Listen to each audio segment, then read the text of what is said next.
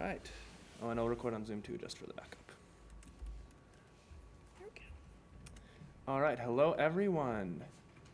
Welcome, welcome. How are you guys feeling today? You guys doing good? Feeling happy? Excited for this current week? I mean, it's assignment week, right? Everything's coming out now, I think. Yeah, so Classes are fun. ramping up. It's like I can't wait. I feel like add drop happens, and then like all the profs decide we no longer need to market our course. Let's just ramp up the difficulty like 1,000 times, because everybody's stuck here now. I think that's what's happening. So hopefully that is not too rough for everyone here. I should probably turn on Do Not Disturb. On. There we go.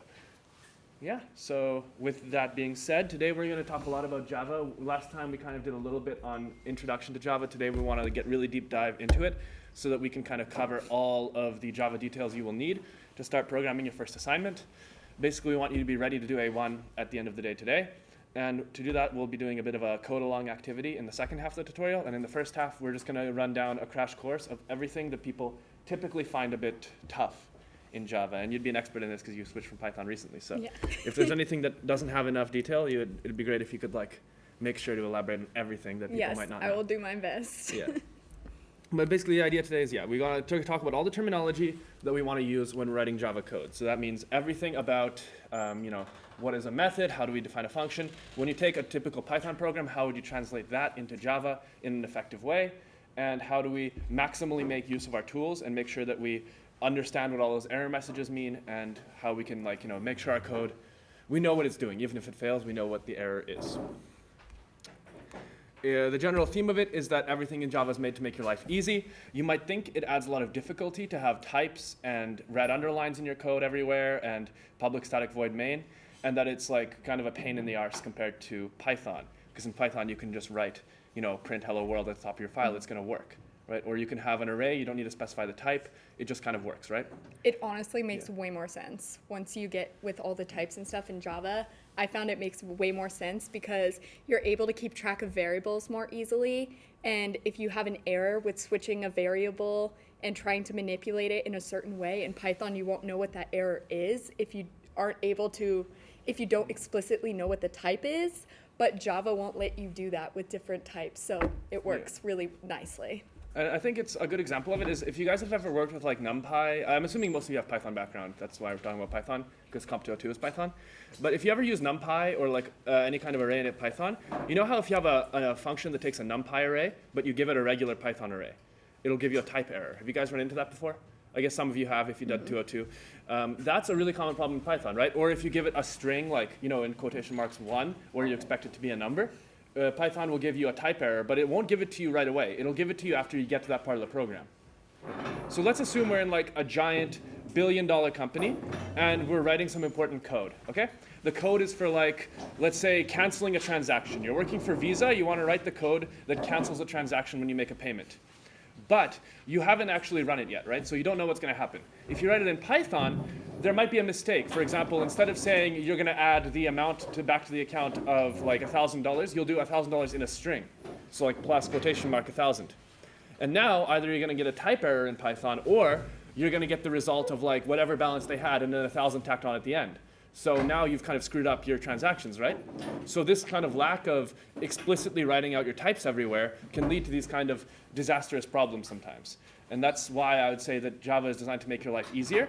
It might be harder to get your program to actually start running, but it's going to be easier to make sure your program is good when it does run. Does that kind of make sense to you guys? It's about taking those errors you're going to have later and bringing them all to the earliest stage possible, right?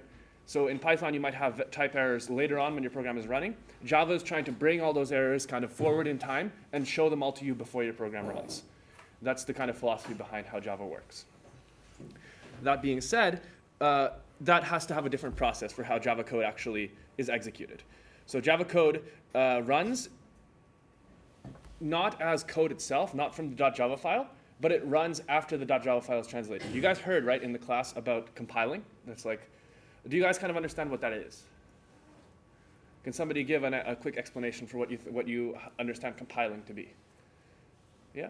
Make it into like lower level. Lower level, yeah, that's a good understanding of it, and that's something you'd probably hear about in 206 as well. But in terms of Java, it's not even necessarily lower level. It's just translating your code into a slightly different format. It's taking your code from a .java file, which is not linear, right? So you have a class which has a main method, and the main method is what runs the code. When it compiles, it translates that into something your computer can really understand. So it's going to start from the main method and then have all your other methods like, different places. It kind of rearranges your code, changes up how it looks, and it also catches errors. That's one of the biggest features.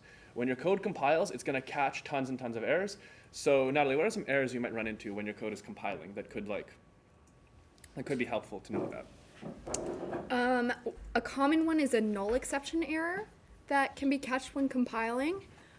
So let's say, or an index out of bounds error, that's another common one. A null exception, I'm not sure if you ran into it much with 202, but you'll run into it quite a lot here.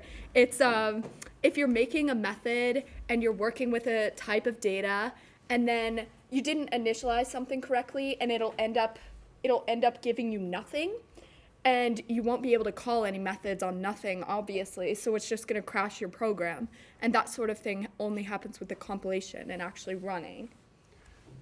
Yeah, and before you compile, though, there's also a different kind of class of errors. And those errors show up in a pretty interesting way. So Natalie mentioned index out of bounds errors when you have an array and you have some index that's not in the array, right? So you try to access some data that's not there. That's an error. Another error is the null error you mentioned. You try to access some data, it's not there. But there's also a type of error that happens before you even run your program. So those ones come up, right? Mm-hmm. Your program is running, and it figures out that, oh crap, you said something would be there, but it's not. There's another type of error that the compiler helps us with, and that's the type of error that before you even run your program, let me just open up IntelliJ so I can give you guys an example. Here we go, make it less big. Okay, come on, become less big, please. There we go. So if we make a new file here, we can give you guys some errors. So one of those errors is if your syntax is bad. So if I make this example class, and here, instead of saying public class example, let's just say I forget the word class. See, it gives us these red underlines here. This is an example of the compiler telling us something has gone wrong. Now this can happen in Python if you have like the wrong white space or stuff like that, right? But what's actually happening here is the compiler is saying we don't know how to turn this code into a valid program at all. So when it comes to this stage of turning from Java code into something the computer can understand, it's failing. It's saying you cannot do this because this is not a valid state. So there's the kind of errors that Natalie mentioned, a null pointer exception, index out of bounds exception. You get those in Python as well. That's when you're running your program and something goes wrong in the process of running, right? Java brings you more of this kind of error, which is before your program ever runs, something is wrong. And these are the kind of errors that really help us understand our code. Because if we hover over these, it'll actually tell us what to do. Here it says class or interface expected. Because I deleted the word class from this code. That's why it's telling me that it's wrong. So it's saying it expected to see the word class. Right? So that's error. It tells us what to do. But there's other errors like this too. For example, if I make a main method here, and I add something like, I don't know, int a. So I'm trying to create a number called a equals 1. Now in Python, this would be okay. You could just say a equals quotation mark 1 and it would work, right? You're just creating a variable of type string, but you don't know the type. Here it's saying a is going to be a slot for only an int. So you cannot put a string there. It's just telling you that straight away. That's the type of error you'll see in Java that you won't see in Python. Does that kind of make sense to you guys? No, can anyone think of any other errors that you might get in Java that you might not get in Python? Yeah? Missing a main. Missing a main method, that's a good one, but that's not technically an error. Like if we don't have a main, it actually is okay. Your program will still work, it just won't run anything. But this can be useful for something called a library. So if you write some helpful methods, like let's say a method for sorting stuff, and you want to use it somewhere else, you could just not have a main method and use it in other places. And that's okay too. It's just a different type of program. But yeah, that is a difference in Java and Python that it won't run without the main. But are there any other errors, like red underlines, that you'd get in Java that you might not get in Python? Besides the type being wrong. Putting an extra curly bracket where it's not supposed to go. Yeah, extra curly brackets, anything that kind of makes the program what we call invalid, right? Anything else there? Semicolons. Yeah. Semicolons are another big one. So all of these different details are being caught by the compiler.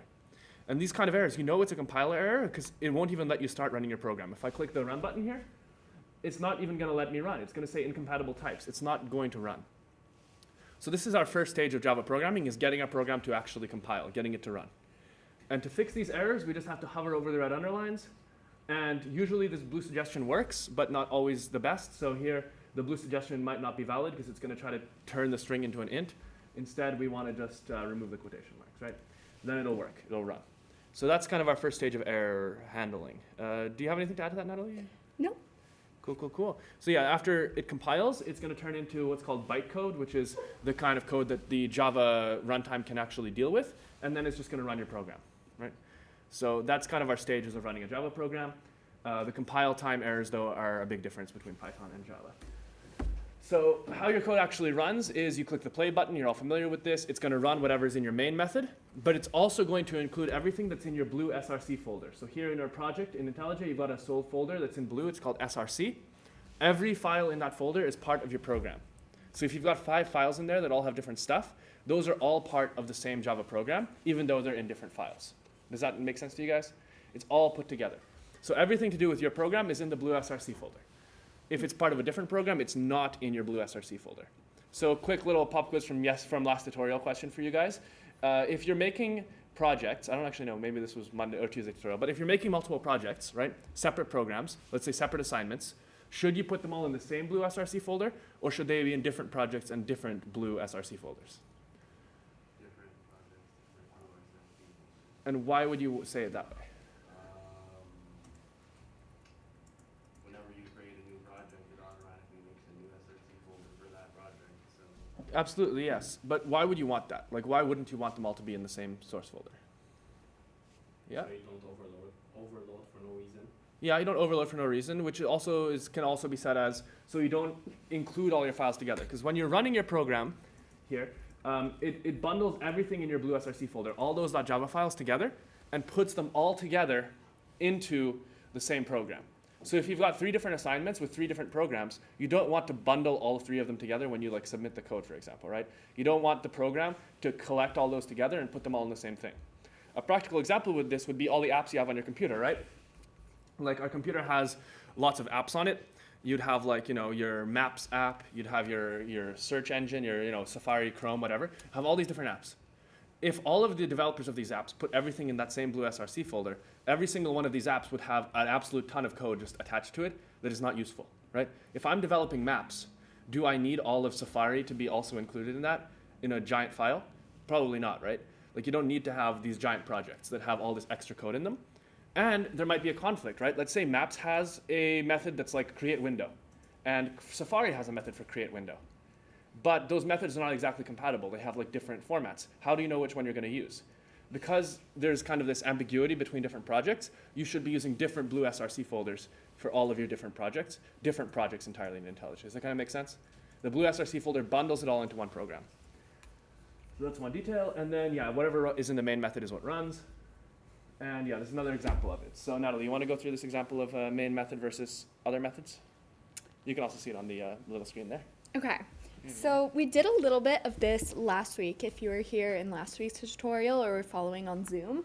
But here in this count2 method, in order to access this count2 method, we have to access it from the main block. So here in the main block, it is being accessed by calling the number 10. And when you call this in the main block, because when you actually run your program, as we said before, your program only actually reads from the main, and then whatever is instructed in the main, your program will then be executed based on whatever functions are called in the main and stuff like that. So here count2 is being called with the number 10 passed as a parameter. So since this is called prior to running your program isn't scanning through these methods. It only goes into the main first, and then it's able to go into this count2 block. And with 10 passed as a parameter, then it will execute this for loop and print out the numbers up 1 through 10. Yeah. So. Yeah, and we'll get into that loop syntax a little bit more in a bit, because it might not seem entirely obvious from Python what that loop does. But the quick essence of this is, yeah, we jump to the code. So when you have a method call like this, you jump to the top of that method and run top to bottom. Does that kind of make sense to everyone with how the methods on main method operate there? A little bit of review from last time as well, just making sure everybody's on the same page. Cool. So one question for you guys is, why would we write code outside of main at all? Like, what's the point of doing this? Why can't we just put everything in main? And yeah, why would we do this? Yeah? You want to use the method multiple Yeah, so reuse, that's a big one. Is there any other possible reason we'd want to do it outside of main? That is the big one, though. Yeah? More clear. More clear, yeah. It's also, one thing that you guys might not have thought about yet is it's easier to test. So if you're writing a big program that does a million different things, you want to separate those functions into methods so that you can have an easier time testing it out. Because like, what's easier? Would you rather debug a method that like, takes you from point A to point B on a complicated map and draws the buildings really nicely and also shows you street names and all these other details? Or would you rather separately debug, showing the street names, navigating from 2 points, like all these different functions of a program separately, right? It's much easier to write tests for these separate components than it is to write tests for one huge program. So a lot of the time we write methods just to be able to test things individually. And that's going to be a huge deal for you guys because you are being graded with automatic testers. So if you don't test your code well, you'll probably get a bad grade. If you write your code with lots of separate tiny methods though, it'll be really easy for you to test and you'll probably get a much better grade. So that's the kind of the main function. It's to divide your program into tiny bits and test each tiny bit. One of the good examples for that is, so I've been making these syntax challenges on Ed. If any of you have been seeing them, the most recent one, the Java 2 syntax challenge, it has a bunch of tiny little methods that aren't that big of significance in relation to rabbits. But if you wrote all of them in the main method, and let's say you have an error with your happiest rabbit, you'd have to check every single line of code to make sure it's working properly before you'd get to that. Whereas if you have a bunch of tiny little methods, then you're much more likely to find an error that way and be able to debug it much quicker.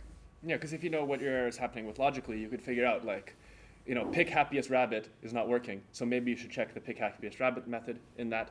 And then you could pick like, calculate happiness of rabbit method. I don't know, I haven't studied too differently. But yeah, it makes sense, right? You guys see how testing is easier with lots of different methods? And that's something we'll see in our little follow along exercise as well. And then let's just talk about how methods are actually structured in Java. So all these different parts of a method here, it's much more complicated than Python, right? In Python, you just got def, the name, the inputs. Short, simple, easy. Here we've got like 5 extra things. So why don't we go through those 5 extra things and explain what they do. But before we do, can anybody maybe guess at any of these possible things? What do they do? And like, what's the parallel there with Python? If you know all of them, just go for it. Yeah. But you probably don't know the first 2 are in red. So you can basically freely ignore these 2 first ones in red. And for now, we'll just take public static as something we always put. But later on, we can remove them. But for the rest of it, what's going on here? Can I try to explain the red ones? Yeah, why not? go for it. So the first one, public versus like private, has to do with whether or not the method in question is like able to be accessed by other classes. Yeah, exactly. Static has to do with if you're writing a method inside a particular class, it means that that method is accessible or is exactly the same. Or like, let's say we're talking about a field, like a data some data that's particular to that class.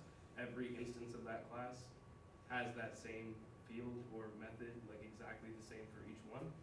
If it were non-static, then that would be particular to each instance.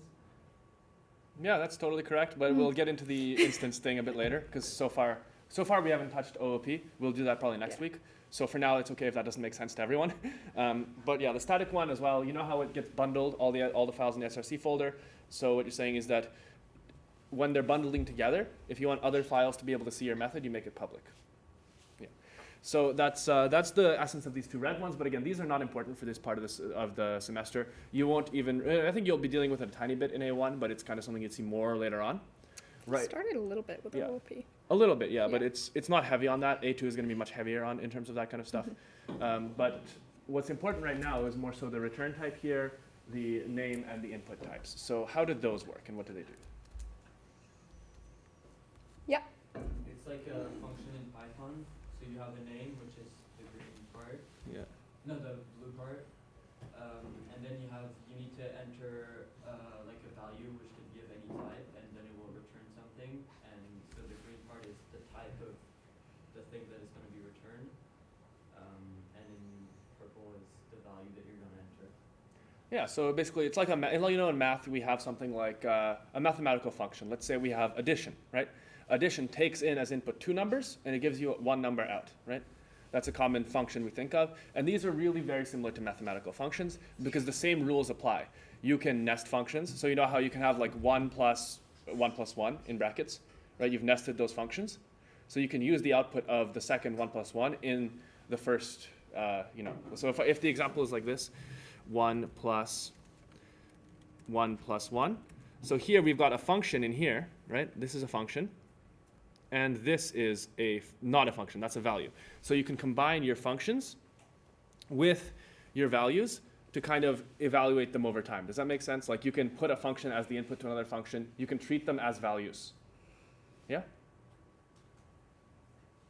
So that makes sense to you guys? So in Java, what that means is we can go in here and we can say int a equals 1. But if we also have a function here, let's say, or we have a method here, it's called public, and now here the return type is int, let's say 1. And this one is very simple. It just returns the number 1. We could also use this to do equivalent things. We can say 1, right? That also is an equivalent way to do it. But that needs to be static, because if it's not static, it won't let us call it. So like that. So you can see this is kind of equivalent. We can use a function of the same return type in place of a variable of the same return type. Does that make sense? Okay. Following along? Do you have anything to add on that? No, that's all good. Yeah, all right. So that's one of the rules of functions. You can use them. The return type is basically what value it can replace. So if you have an int, a slot for an int in your code, and your return type is int, you can use that variable as an int. You can use the function call as an int, right? Now for the input types, these are just things you send to your method, right? So if I have a variable in main, like here, let's say I have this int a, and I want to send it to another method. Let's say we have a public static int increment, and this will take as input an int, and it will return num plus 1. And I want to call this method with the input of a. So how would I send a into the increment method? How would I get access to the variable a from the increment method? Yeah. In your main, you have to assign it to a variable, but I think, oh no, wait, it has a return, yeah. So you have to initialize like some kind of variable and then equal increment a. So we'd have something like, what type would that variable be? Oh, that would be an int. Int, yeah, and that's because the return type of increment is int, right? It would be an int, but you can like Yeah. call it whatever, you can call it b or whatever. Like Yeah. int b Yeah. equals increment parentheses. Yeah, and then here, what happens when I say increment a? What actually is going to be the value of num inside of increment now? It's going to be whatever value is assigned to a because num is just a local variable to that method, and so it's going to take on whatever value the input is. Yeah, right. So it's going to increment whatever was in here. So this, does that make sense to you guys, that num is going to become whatever you give it? So here we have a. A will be renamed to num up here, and it'll be modified. Now, one question here is, if I print out a, what is going to happen? What is going to print here after we run this code? Is it going to print 1 or is it going to print 2? 1, you say? Yeah, 1. Why would we say 1? Because we do actually say num plus 1 here, right? So why is that not being counted? So you're returning num plus 1 to b, but a is still its own thing because you haven't actually modified a. You just Yeah. return b as like something that was based on a originally. All right, that makes sense because we're not actually changing a, right? But what if here we also write num equals num plus 1 before that? Now, will a actually change?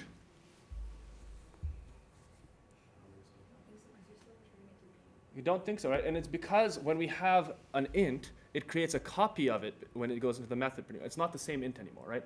It occupies a different piece of memory in your computer. You know, your computer has like, what, 8 gigabytes of RAM? Somewhere in that 8 gigabytes of RAM, one tiny little piece of it is being used for that int a. But when you call a method, a new piece of memory is being allocated, and that number is going there. It's in 2 separate physical places in your computer. So when you change this num here, it's different. And IntelliJ actually highlights this. So if I click on num, notice how it highlights all of the occurrences of num. That's everywhere where it's the same variable, where if you modify it, it changes. Whereas if we highlight here a, we'll notice that these 3 a's are the same, but it does not highlight num. So it's not the same value, right? That's a very good trick in IntelliJ to tell you if the same variable is being used all over the place. It highlights all the occurrences of the same one. That being said, is there any way we could make this actually modify the value of num if we wanted to? And that's kind of our transition into our new topic of the various types that we have and how they work, right? So when you think of a type, it's like, you know, have you guys worked with Excel where you have like columns in your spreadsheet, right?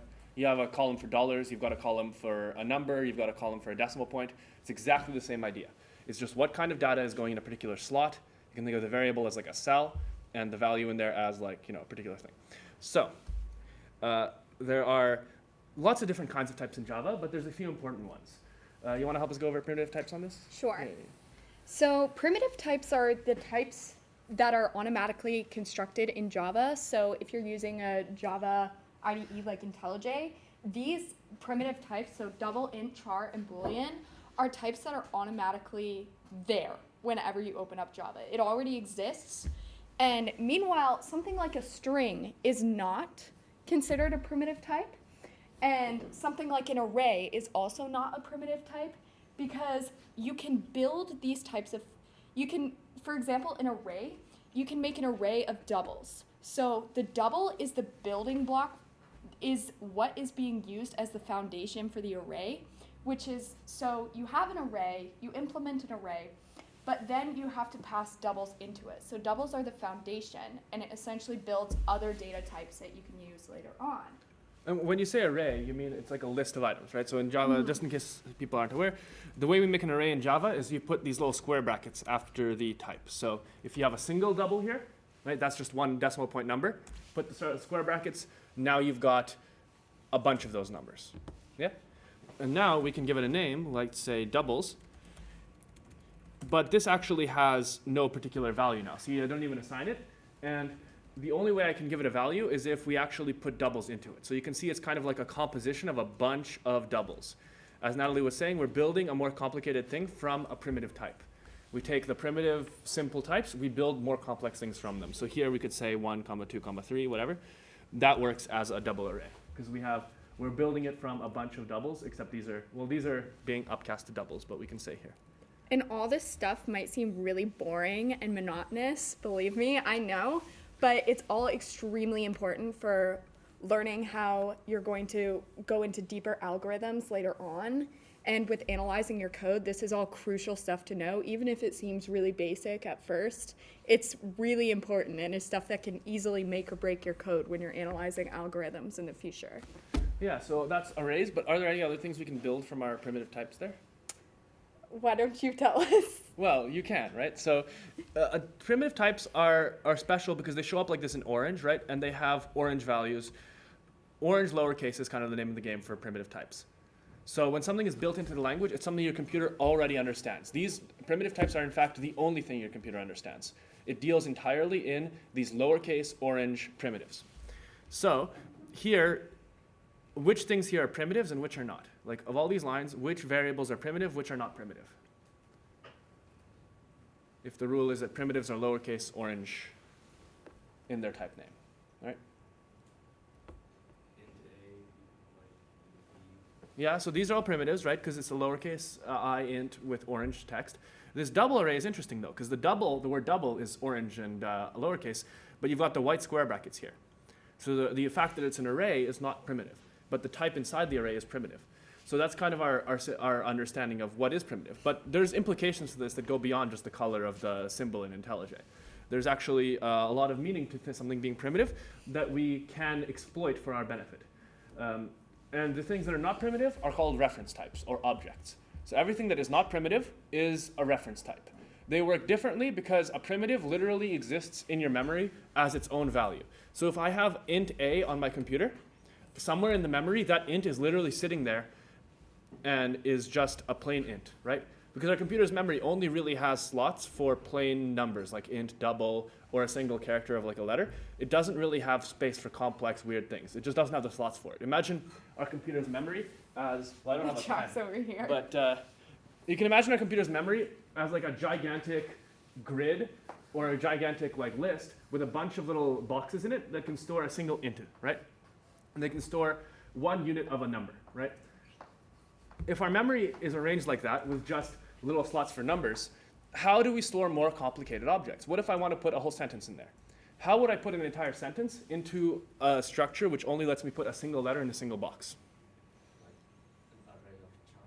You could do an array of char, right? And an array is basically telling us that these things are primitive, right? So we've got a primitive like slot 1, a primitive slot 2. We can have stuff in here.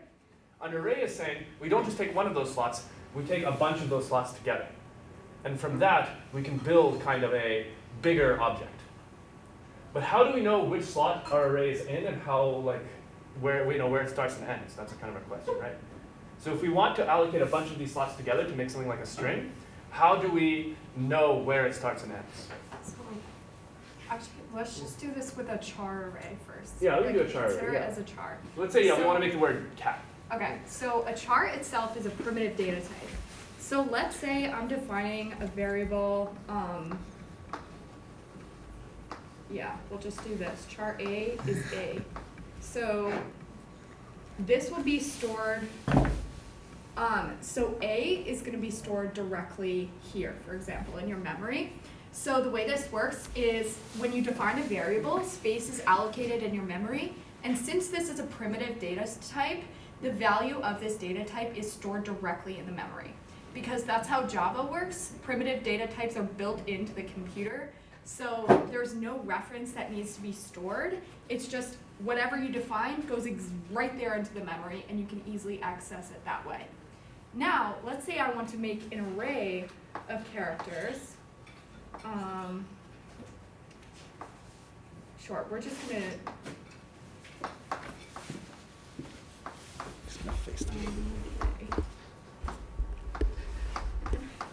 So here, I have an array of characters spelling out the word cat. Now, let's say there's random characters in here. We'll just have random characters stored in the array. But the array itself is not actually in the memory directly. Now this part is kind of confusing. The array is a reference type. So when you declare an array in the memory, the array itself won't appear directly in the memory. Instead, it stores the reference. So here, all the characters are stored at indices 3, 4, and 5. In the memory, for example, let's say I declare it and it ends up being allocated in space 7. What will happen in space 7 is it stores the starting place of where your array is actually occurring. So here, it stores a reference and not the actual array itself. So whenever I want to access this array, what I'm doing is I'm calling technically the space in the memory where it's allocated. But when I call it, I go into this memory slot and it says it stores a reference to 3.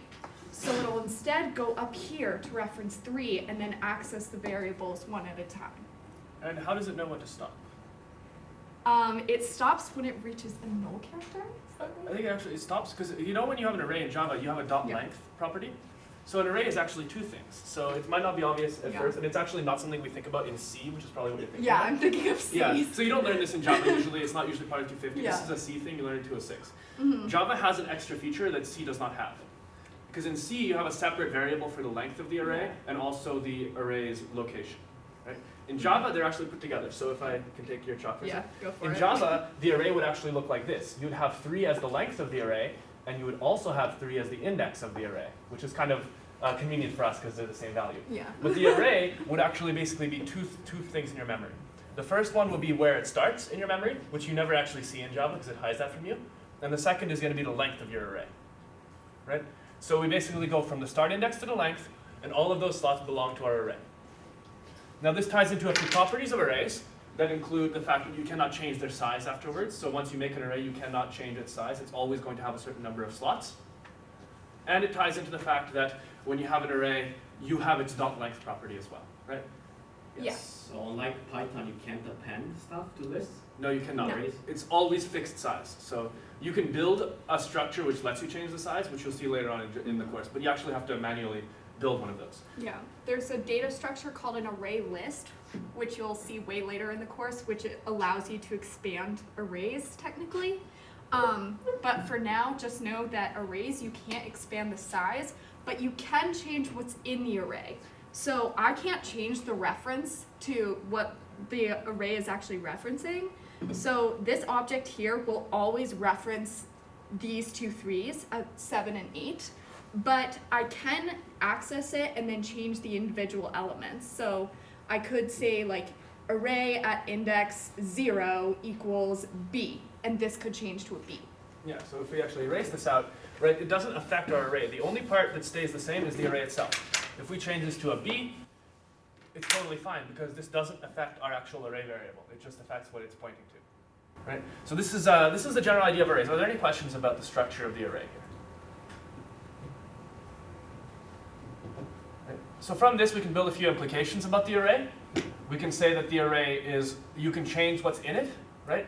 But you cannot change its size. Basically the idea of the array. And the reason it's not primitive is because it has this reference going on. It's not directly connecting, an int to an int. It's actually got, a location in memory that is other than the location of its original, variable. And it's taking us to a different location. So that kind of allows it to be more advanced. It allows us to do more things. One of the things it allows us to do is edit the values. But it actually allows us to do a little bit more. So the arrays are basically like our first reference type, but there's actually more of them. So I'll put back this camera over here, switch to our old view on the recording so people can actually see. And yeah, so another reference type we have is something like a string, right? Oh yeah, sorry. Actually, I was going to kind of bring that up. So wait a minute. So strings are also objects. Yes. So they are reference types. Mm-hmm. They're also immutable, right? You can't change the string. Whenever you try to change it, it'll just create a new one and then change the reference. Yes. So if you had an array of strings, and then you wanted to change one of the indexes in the array that is a string, then if you were to try and change it, would it just create a new string and then change the reference that's in the array? Yes, it would change where it's pointing to, but that's... It doesn't change the reference in the array, but yeah, it changes the reference that the individual index would point to. Yeah, it changes the reference of the string inside the array rather than the reference of the whole array. But yeah, so the string is actually built in the same way. So you see we've essentially built a string here, right? Because we've got an array of characters. But the string in Java has a lot of useful additional functions like to lowercase, to uppercase. If I have a string here in IntelliJ, it's not as simple as just having an array of characters, right? So we can have something like A, right? We can do a lot with this string. We've got a lot of methods here that work on the string. We've got to lowercase, to uppercase. We can get the char array out of the string. We can also do a ton of other crap in it, right? So the difference that is made here between a simple array of characters and a string is that the string also tacks on additional functionality. It adds what are called methods to the object. That is what a reference type is really for. It allows you to add functionality beyond the data inside. So if I have the simple character A here, I don't have any dots. I don't have any options in terms of methods, right? It's just a primitive character. It's literally a letter, okay? When you have a string, it's more than just a collection of letters. It's actually its own special kind of entity that has predefined helpful functions. So some very kind person who made Java took their time to write you all of these helpful methods that you can use when you have a string. And that's what makes the difference between an array and a string. Inside the string is actually just an array of characters. But it also gives you this additional functionality over top of that. And the way it's done is in a class. That's something we'll see in object-oriented programming. That's what the meaning of the word class is, basically some data with associated methods. But that's not something we need to worry about right now. The detail right now is that for any type that is a reference type, so capital letter, white text, we have methods associated. So if I have another reference type here like integer, I equals 1, and here we can say I dot, and here we also have a lot of methods here that we don't have for a primitive int, right? So we've got methods like toString, short value, whatever this is, some other crap, don't know, all this complicated math stuff, right? That's associated with the integer, because the integer basically says this is a slot for an int. It's basically an array of size 1 that contains a single int, but also associates it with a bunch of methods. And because it's kind of like an array in that you can modify it, if we change this method from int to integer, and we actually change across the board integer, integer, right? Now, let's redo that question we had before. If we run this code, will the value of a change? Because the capital I integer is basically like a single slot in an array where it points to a slot, right? It's not an integer in itself. It is a slot in your memory that says we have an integer living at, let's say, 6 in our memory, right? It's not saying that there's actually literally an integer there. So when we modify this, is it going to change a or is it not going to change a?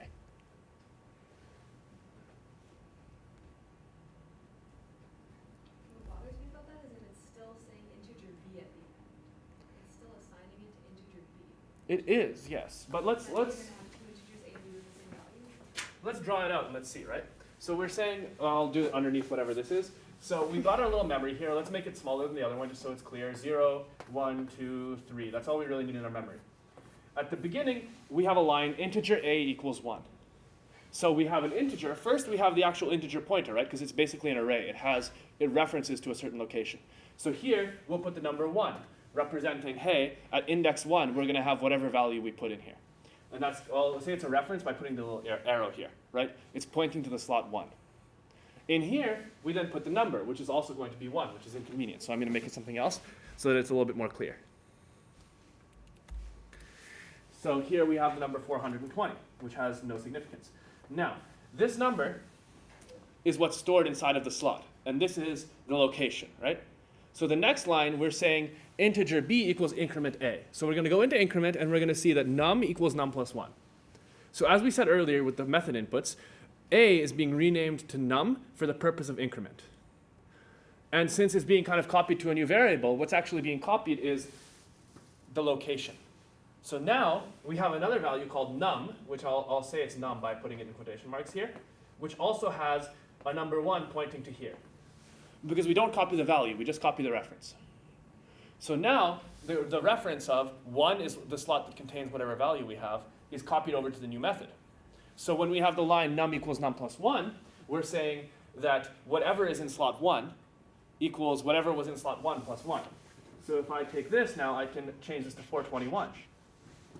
Now our rules are not broken because this is still the copy, right? This is not the actual value that we passed in. It's just a copy of the reference. But it actually does modify the same slot. So now, after we run that code, the value here changes. And then we return num. So we return this reference to the index 1, right? So now that we've returned it, we assign it to the integer value b. But remember, the capital I integer is a reference. It's not a number in itself. So what we're really saying is that this, what used to be called num, is now called b. But both b and a actually point to the same value. So whether you change a or you change b, it actually modifies the same thing. Because both of them are saying whatever number is in slot 1, right? So if here I say b equals 65, it'll also change a. It's kind of, it's holding a reference to the same thing. Yes? So in the function increment, num is just containing the reference, right? Yeah. So when it returns num, it returns the reference. Yes. But on the top, when we defined it, we put int, so it doesn't match. That's actually a very good point. So there's actually an implicit dereferencing that's going on here. So in Java, when you go from a reference type to a primitive, if it's valid, so if it goes integer to int, you can't do string to int like this. But when it is a reference type and a primitive that are kind of paired together, so int and integer are kind of paired together because they represent the same thing, when you have int somewhere, it will implicitly just take out the value and return that. It's called boxing and unboxing. You might have heard of it in the lectures. So here it's implicitly going to convert it to a standard int. So it's going to take it out of the box and just say it's a plain 421 with no referencing going on. So then that would break the reference kind of property of it. Yes. So then in that case, if you wanted to have a and b be separate things, but as integers, how would you do that? Like, how would you create a new value that is 421 that like increments a, but a is still its same thing? Like, how do you? So you could use a primitive int for that because that'll destroy the referencing. It'll just make it a literal value. You could also create a new integer value. That's what the new keyword in Java does, is it actually creates a new spot for it. That way it won't be connected anymore. But yes. So when it says return num, it's going to take the reference and then see what's inside that reference. And return it, it's going to return the actual int 421. That's correct, yes, because it's returning int. If we change this to integer, it'll just return the reference itself. Okay, but if we kept it at just int, and then on the bottom, when we say integer b equals increment a in the main method, instead of saying integer b, can we write int b? Yeah, you can always use int and integer interchangeably. It just has a bit of an implication, right? So that's kind of our overview of types, right? We've got reference types, we've got object. In short, these are the important ones. You've got int, which is a basic number with no decimals, double, which is a number with decimals, char, which is a letter, and boolean, which is true or false. And you additionally have string, which is a bunch of letters, right? These are kind of important types. These are what you use 99% of the time in Java. The other ones are kind of esoteric. You almost never have to use capital I integer or like those kind of things. you basically never see it. Have you used it much? Probably not, right? I'm not going to answer that question. Fair enough. Okay, but she keeps her code private because it's so good that if you knew about it, you'd probably like revolutionize shit and start a new company. So Yeah, totally. fair enough. She wants to keep her billions to herself. But yeah, so that's again, quick overview of the method anatomy. We've got the return type, the input type, the name of the method. And we've got primitives. We've got reference types. Let's get into actually doing some assignment-ish code, right? Yay. So if we go to our My Courses page, you'll notice that under tutorial 1, we've got some example code. So I'll open up that, and then maybe I'll ask you, Natalie, to show us how to set that. Yes, of course. Here we go. This is the My Courses. I'll turn it into student view, so we don't confuse that. And then here, this will go onto that screen. Why is it not working? There we go. Boom. There you go. Okay. All right. So you're going to go into content, and under tutorials, if you go under the folder tutorial 1, you'll have this Google Drive file, example code. So you can open that, and it's going to give you a bunch of example code just on here. So you're going to want to copy paste this whole thing into an IntelliJ file. So, oops. How do I go back to IntelliJ? Oh yeah, you could copy paste it. Or Another thing we might want to show as Oh, well. right. Copy pasting is very smart. It's actually a really good way to get around the problems I've created for you. But I have actually created for you a bunch of problems that are going to annoy you. So could we do it through downloading? yes. So you're going to download this file. Just to download downloads? it as that. That's Okay. fine, yeah. So you're going to download this file, and now it's going to be in your downloads folder. And now you're going to go to IntelliJ, which how do I? You can just swipe up, and then like with 3 fingers, it'll show you the whole thing. Oh, perfect. Okay. Though one question I have for you: why can't we just double click on that file after we downloaded it? Because I'm tempted here to just go into Chrome and just double click on that .java file. What's the problem with that? Yeah. Doesn't have an SRC folder. Yes, and also you'll notice the file name is not exactly pretty. Here we've got job chooser dash copy brackets 1 underscore final brackets 2 brackets 1.java. That's because as TAs we're very disorganized, and frequently with your assignments we will be making them at 3 a.m. When we don't have time to properly name our files. And when we upload them to My Courses, we were too lazy to delete the old one, so it's going to put a brackets 1 there, and that's going to break everything, because as we went over in the first tutorial in Java, there's a rule. The name of your file has to be the same as the name of your class. Now, the name of your class does not have brackets 1 underscore final in it. So when you run into these problems, which you absolutely will, you've got to rename the file before you can move it in, because otherwise the name is wrong. So not only is it the blue SRC folder, the file name is also a problem. All right. So, what am I going to do? Okay. Actually, I completely forget how to rename Right, so you can go to, so to rename it, you can do Yeah. it either before you move it or after. Yeah, so, I'll do it after then. So here we can go in a project here at the side. The Yeah, project there tab we is go. closed right now. And then yeah, so you can drag it into there straight from Finder, which is what I would usually do. So you can go into the downloads here, like in your Chrome. Then you Drag it. you just click on it and it'll open up. You have to open it. So then you can drag it straight to IntelliJ, or you can go click on the little upwards arrow there. Or actually, that opened it in IntelliJ. Yeah. So if you click on the little upwards arrow in Chrome on the file. Oh, now it's not in downloads Yeah, anymore. no, it's not in downloads Okay, anymore. here, can I, here. Yeah. We can also drag it from here. So if we take our downloads folder and bring it out into here, now we can do what I was like. So Okay. we'll take this jobchooser.java, right? We can move these slides out of the way for a sec, put IntelliJ up in front and the Finder. So now we've got this file, we want to put it into IntelliJ. We don't like this one because see it has a little file icon with an orange J. That means this will not work. This file is broken, it is not in a project, it will never run. So if we want it to run, we ought to close this out, go into project, and here, this is where we have the opportunity to run it. So we have 2 options. We can do open in, and here we have Finder. If you're on Windows, it'll say File Explorer, and that will actually open your project right here in Finder, and you can just drag it from downloads straight into the source folder here. That's one option. The other option, if you're a gangster like me, is you drag it straight into IntelliJ, like this, right into the SRC folder. That's also what I do. Yeah, you're also a gangster, I see. Yes, I'm So also now- a gangster. Now we've got this file here, but this file is not valid. It's gonna give us some red around here, and even on the file name up here, it's red because it's not named properly. So what do we got to do? name it properly, right? So if we can go into here on this file, we can write refactor rename file and just get rid of all of the nonsense. Just leave it as job chooser. And you guys can do this on your computers too. It should all be there. And our goal here is to implement 3 different methods. So why don't we go over those? Oh, actually, I can also fix this for you so you can actually see it. Okay. Where's my mouse? I'm so confused. This is torture. It's here. No, it's here. Okay. Oh my goodness. Here we go. There. Okay, so the first thing is we spelled string incorrectly, so you're gonna want to fix that. There we go. So now we're gonna start with implementing these methods. So a little backstory on this first though. So we're all CS students. We're gonna have to pick our jobs. We got lots of choices, luckily, but those choices might not be easy because different places we move might have different cost of rent, different tax rates, different currencies. How do we pick which one's gonna pay us the most, right? We gotta make that decision. We don't wanna do it ourselves because we're too lazy for this. So we've got a situation where we've got a bunch of cities. We know how much the jobs pay in different currencies. We know how much the rent is in different currencies, and we know what the tax rate is, right? So we've got one job here. It pays us 5,000. The rent is 1,500, and the tax is 40%.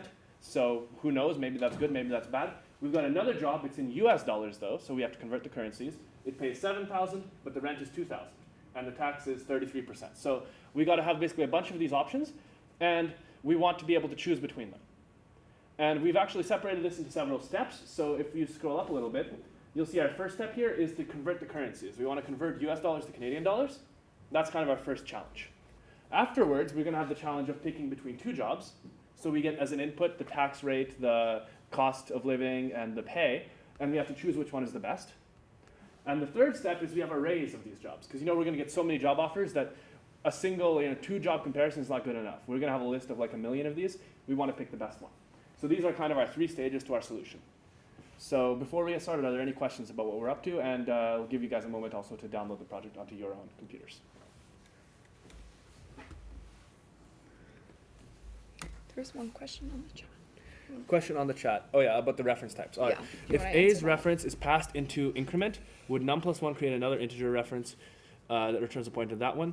Then why would A and B still Yeah. point to the same place? That's a good... Oh my gosh, I'll come over. Yeah, so for Angela in the chat, that is a very good point. If you have another integer and it's the result of num+1, would it create another integer reference? You know what, I think it actually might do that, yes. Because when you're doing the operation of plus, it could be allocating some new memory. So if you wanted to not do that, you would have to do something like integer A equals num, integer B equals 1, and then add them together like that. You could get a better result. That is actually a very good point. You may have to mess with it to make the reference types behave the way you want. Sasha, do you want to handle this one? Yeah, okay, sure. You want to do Okay, the so- side thing? Yeah. Okay. All right.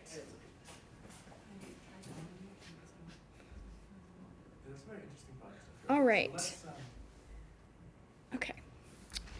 So first we're going to get started with the method amount in CAD because that's probably the easiest one that we're going to do. So do we have, okay. So now we can just drag it into there. All right, so the current exchange rate is one US dollar is worth $1.34 in Canadian. Woo woo. Ooh. Okay, so does anyone have any idea how we're going to start with this method? We're given a US dollar, an amount in US dollars as input, and we want to return that amount in a double format, but converted to Canadian. So does anyone have any idea how to do that? Is Canadian is equal to Sure. Oh wait, no, yeah. Is equal to, so the, Grab the exchange.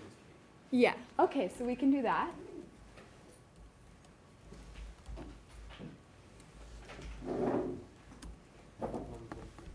Yeah.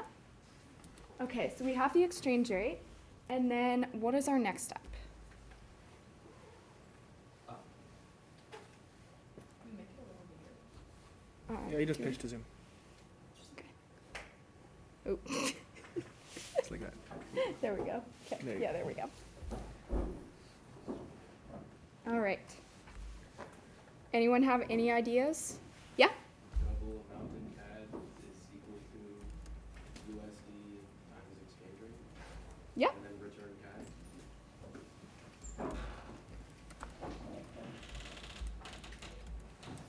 Perfect. So I've got a question for this one. If we're implementing it like this, what if we want to use the exchange rate in a bunch of different places? Is there anywhere we could put it so that we can access it from all of our methods? Static?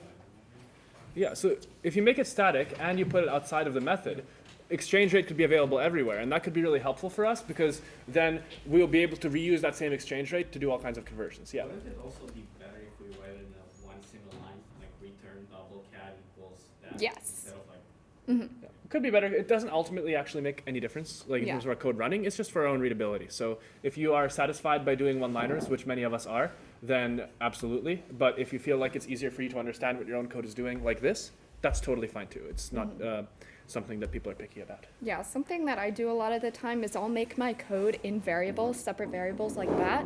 And then once I get a working method, then I'll chop it down for efficiency and then write it in one-liners or whatever. So it's all personal preference though, because you aren't, in this course, unlike 202, you aren't tested on the appearance of your code. So it doesn't matter. But I mean, for personal preference, and if you are going into coding jobs later on, you're probably going to want it as efficient as possible. All good? right. Here's the link. Okay. Yeah. So then we've got which job method as well. I know the time is wrapping up, so we might just take a. Well, yeah, we got only a couple Yeah. minutes to do it, so we can just go a couple minutes over time to do it. And if you are leaving, it's okay. We have the recording up anyways, coming up. So for which job, right, we want to do a bit of a calculation. What we want to do is we want to take the pay, subtract the taxes, and then subtract the cost of rent. And then we do that for both of the jobs, and we choose which number is higher at the end. So this seems like a bit of a multi-step, more of a complex problem.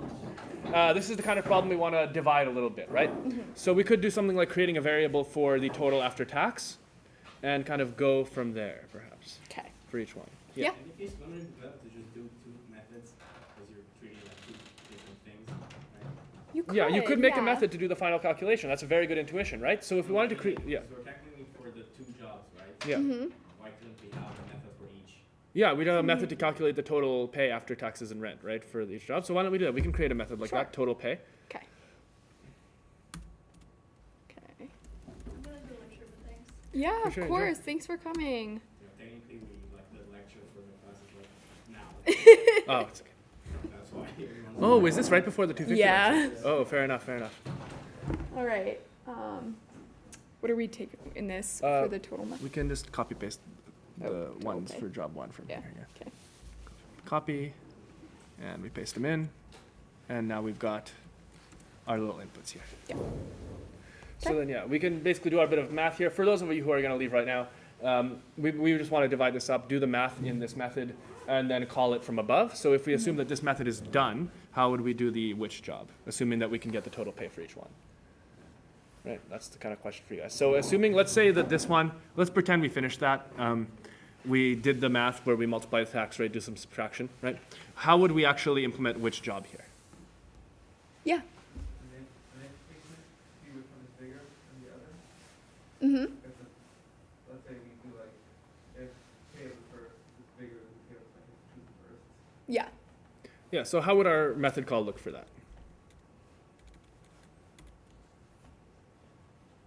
Isn't there like a compare something? Like, Yeah, we could just do like a triangle brackets to compare it, right? Because it's a primitive, it's a double, so we can just compare it directly. Okay. With an if? You actually don't even have to do that. Oh. I don't think so. So right now here we're returning a string, so Oh, you kind right. of would, Yeah, you but you would. could do it if it's a Okay. Boolean, yeah. Okay, so yeah, so we'll just do it like if, I'm just gonna write this and see.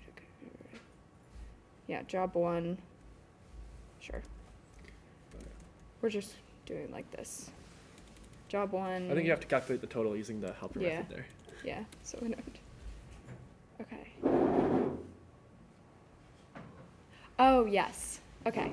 If total job of all the, for job one, I'm just going to write this I'm not going to fill it out properly. Job 2, then you'd return job 1 name, then you'd return the job 1 name, and otherwise then you just return job 2. Yeah. So then in next session, we're going to do a little bit more on array parsing. So we've got this is a bit of a preview for next time. We've got best job here. It takes an array of each of these things. This would be kind of our next kind of more difficult question. Something you might actually see on something like a job Yeah. interview is picking the best out of a big list. So that's something we'll do next time as we get into loops and other syntax. And another thing we're getting into next time is what's called the $1 billion mistake of Java and the biggest failure in Java as a language itself, which we'll tell you all about next time. But yeah, enjoy the lecture, guys. Sorry to keep you a bit late Yeah. on that. Yes.